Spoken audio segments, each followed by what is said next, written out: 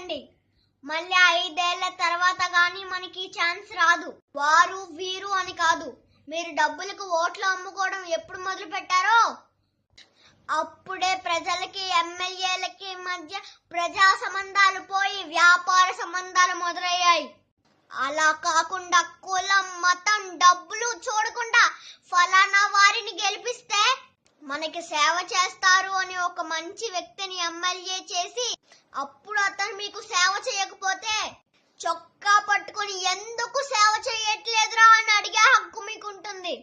అలా కాకుండా మీరు నోట్లకి, సారా ప్యాకెట్లకి, చీరలకి అమ్ముడు పోయినంత కాలం ఈ లంచగొండితనము తీరదు, మంచి నాయకుడు రాడు. మార్పు మన నుండే రావాలి.